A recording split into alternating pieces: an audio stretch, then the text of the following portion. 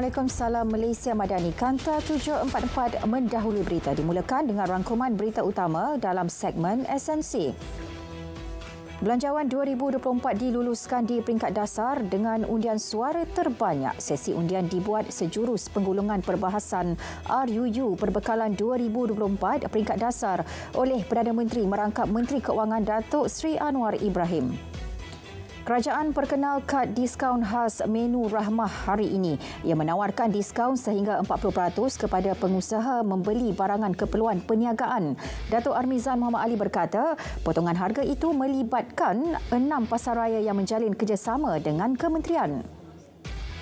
Jawatankuasa Dasar Monetari Bank Negara Malaysia mengekalkan kadar dasar semalaman OPR pada 3%. OPR dikekalkan selepas kenaikan pertama bagi 2023 diumumkan Mei lalu 25 mata asas kepada 3%.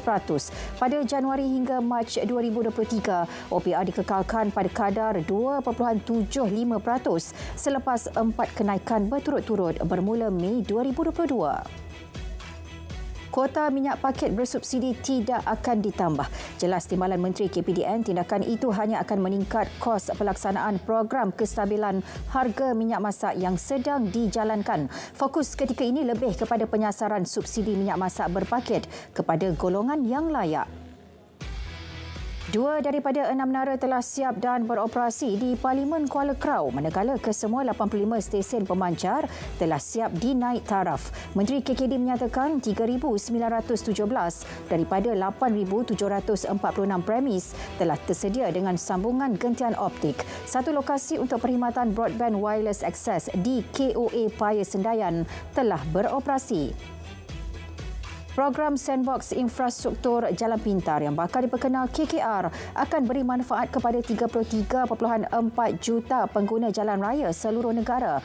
Menteri berkata program selaras aspirasi kempen My Jalan ini adalah platform inovasi yang membolehkan integrasi teknologi dikaji serta diuji bagi urusan pembinaan dan penyelenggaraan infrastruktur jalan secara inklusif. Konflik Palestin-Israel di Gaza tidak akan menjejaskan persiapan tabung haji untuk menghantar jemaah haji musim depan. Datuk Dr. Muhammad Naim berkata, TH telah melakukan persiapan seperti tahun sebelumnya bagi menghantar 31,600 jemaah haji Malaysia tahun depan. Pihaknya juga akan merujuk maklumat Kementerian Luar Negeri dan Kementerian Haji dan Umrah Arab Saudi dalam urusan menghantar jemaah haji. Penghantaran dan penugasan pasukan Malbat di Lubnan untuk misi pengaman diteruskan selagi tiada keputusan rasmi daripada PBB susulan konflik Israel-Palestin. Menteri Pertahanan berkata, misi pengaman Malbat diteruskan seperti biasa. Penugasan Malbat kali ini dilihat lebih mencabar ekoran konflik tersebut. Detik cemas buat 336 penumpang kereta api ERT selepas tren yang dinaiki mereka terlanggar 18 ekor lembu. Kejadian berlaku di antara Bahau dengan stesen Triang Bera Pahang awal pagi semalam. Ketua Polis Daerah Bera memberitahu dalam kejadian kira-kira pukul 3.10 pagi itu, tren yang membawa 5 kru tersebut mengalami kerosakan pada bahagian enjin dan beberapa bahagian lain. Kesemua penumpang selamat dan tiada kecederaan dialami.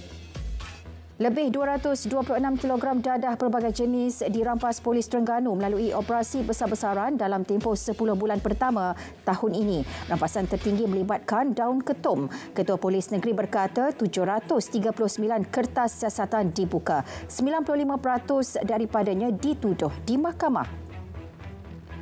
Kes penyeludupan minyak diesel subsidi ke Thailand. Pasukan Polis Marin Wilayah 1 Pulau Pinang menahan 6 suspek lelaki termasuk 2 warga Thailand dalam operasi di kawasan perindustrian Bukit Kayu Hitam Kedah semalam. Polis turut merampas 4 lori tanker serta minyak diesel yang keseluruhannya bernilai kira-kira 1.2 juta ringgit. Kes disiasat di bawah Akta Kawalan Bekalan 1961. Sindiket penipuan pelaburan tidak wujud dalam talian berjaya ditumpaskan Polis Perak. 97 individu ditahan yang sebahagian besar melibatkan warga asing. Ketua Polis Perak memaklumkan pihaknya merampas wang tunai berjumlah lebih RM51,000 selain 3 komputer riba, 120 telefon bimbit dan 2 modem. Kes disiasat mengikut Seksyen 420 Kanun Kesiksaan. Seorang bapa berdepan dua pertuduhan merogol dan melakukan amang seksual terhadap anak perempuannya berusia 13 tahun di Mahkamah Kemaman. Tertuduh yang juga seorang pekerja syarikat pembersihan dituduh melakukan perbuatan berkenaan hujung September lalu. Bagaimanapun tertuduh mengaku tidak bersalah dan minta dibicarakan. Mahkamah menetapkan 4 Disember depan bagi sebutan semula kes. Tukang jahit bersama suaminya direman 7 hari bagi membantu siasatan kes langgar serta tikam pengusaha tudung dan pakaian. Semalam mangsa ditemukan maut di dalam longkang dengan 15 kesan tikaman di bahagian badan. Kejadian berlaku di tepi Jalan Besar Kuala Berang berhampiran Pejabat Agama Hulu Terengganu. Taktik penyamaran anggota JPJ Selangor berjaya mengesan aktiviti ulat atau teksi haram di KLIA. Dua individu dicekup membabitkan pemandu teksi dan e-hailing. Jelas pengarah JPJ Negeri sejak Januari hingga kini, 139 tangkapan dibuat membabitkan kereta sewa tidak berlesen. 125 daripadanya menggunakan kenderaan persendirian. 14 lagi melibatkan kenderaan perkhidmatan awam. Teruskan Op Ramah dan Tambah Baik Kampung Siaga 221 antara inisiatif dilaksana APM ketika menghadapi monsun Timur Laut. Ketua Pesuruhjaya berkata lebih 14,000 pegawai, anggota dan sukarelawan APM di seluruh negara turut siap siaga. Beberapa aset kenderaan baharu termasuk lebih 200 motosikal juga digunakan untuk operasi menyelamat. Hasrat 3 kanak-kanak pesakit kanser tahap akhir untuk merasai pengalaman menaiki pesawat bomba ditunaikan. Mereka berpeluang menaiki helikopter di Pangkalan Udara JBPM Bertam. Muhammad Firas Haziq Samsul, Nurul Umairah Abdul Rahman dan Muhammad Yazid Muhammad Yamim turut berkesempatan melihat sendiri demonstrasi menyelamat anggota bomba. KPDN akan menjalankan 3 pendekatan serta-merta bagi memantau isu harga ayam susulan penamatan subsidi dan kawalan harga yang berkuat kuasa semalam. Datuk Anmizan Muhammad Ali berkata, langkah tersebut dengan meneruskan aspek pemantauan dan penguatkuasaan dengan mengguna pakai Akta Kawalan Harga dan Anti Pencatutan 2011 selain mempertimbangkan penggunaan Akta Persaingan 2010 jika perlu. Pegawai KPDN Negeri Sembilan akan terus memantau harga ayam setiap hari bagi memastikan tiada peniaga menjualnya melebihi harga ditetapkan. Menurut Exco, setakat ini tiada sebarang aduan diterima berkaitan perkara terbabit. Tinjuan mendapati ayam segar dijual pada harga RM9.40 hingga RM9.90 sekilogram. Suruhanjaya Persaingan Malaysia menegaskan akan terus melakukan pemantauan aktiviti pasaran ayam. Pihak yang mengganggu proses persaingan di kalangan pemain industri atau peringkat rantaian bekalan akan dikenakan tindakan. Setakat ini bekalan ayam di pasaran tidak mengalami sebarang gangguan. Harga ayam bagi tempoh peralihan dijual pada harga RM6.49 hingga RM11 sekilogram. Isu menara tanpa kuali atau menara tiada perkhidmatan internet di Sarawak.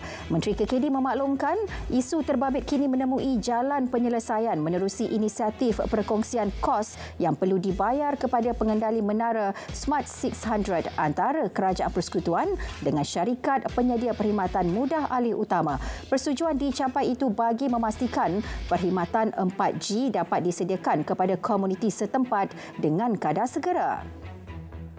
Usaha bagi memastikan bekalan sumber air terus mampan. Ke arah itu, 9 pelan tindakan dikenal pasti telah dirangka. Menteri Sumber Asli, Alam Sekitar dan Perubahan Iklim menyatakan antaranya pemantapan pelan komunikasi di antara pihak berkepentingan, penyelarasan dengan operator bekalan air dan pembentungan. Kira-kira RM40 juta diperuntuk tahun ini untuk program Baik Pulih Rumah di Bandar. RM2 juta lagi bagi program Bina Rumah Baharu di Bandar. Timbalan Menteri KPKT menjelaskan langkah itu bagi membantu golongan B40 di Bandar hidup selesa sekaligus meningkatkan kualiti kehidupan mereka. KKM beri jaminan semua proses perolehan akan dilaksana lebih tegas, cekap dan mengikut prosedur ditetapkan biarpun berdepan situasi darurat atau kecemasan. Tindakan sewajarnya juga akan diambil terhadap teguran Jawatankuasa Kira-kira Wang Negara PAC menerusi laporan pengurusan wabak COVID-19 yang diterbitkan baru-baru ini. Isnin lalu PAC mengeluarkan laporan itu yang mendedahkan tiada kontrak atau perjanjian digubal antara KKM dan Farmaniaga logistik Sdn Bhd melibatkan perolehan ventilator ketika wabak COVID-19 pada 2020. Syarikat penerbangan dan pengendali lapangan terbang di Malaysia perlu mengembangkan perniagaan di luar pasaran tradisional. Menteri Pengangkutan berkata langkah itu perlu agar mereka kekal cekap dan kompetitif. Selain itu, peserta industri diharap giat mencari kesambungan baharu di antara Malaysia dengan wilayah lain selain China, Korea Selatan dan Turki.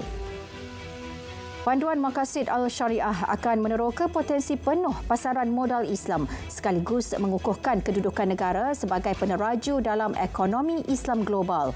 Menurut Datuk Seri Ahmad Maslan, ia berfungsi sebagai penyelesaian bagi pelbagai cabaran dan peluang dalam pasaran. Sehingga Ogos 2023, pasaran global Islam menyumbang sebanyak 64% atau 2.4 trilion ringgit daripada keseluruhan pasaran modal Malaysia.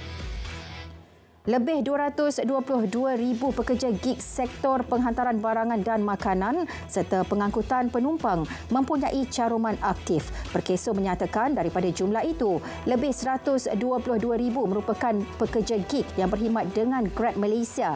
Tahun depan, kerajaan menyarankan pelibatan semua penyedia platform untuk menanggung baki 10% SPS padanan caruman demi kelestarian perlindungan sosial penggiat gig.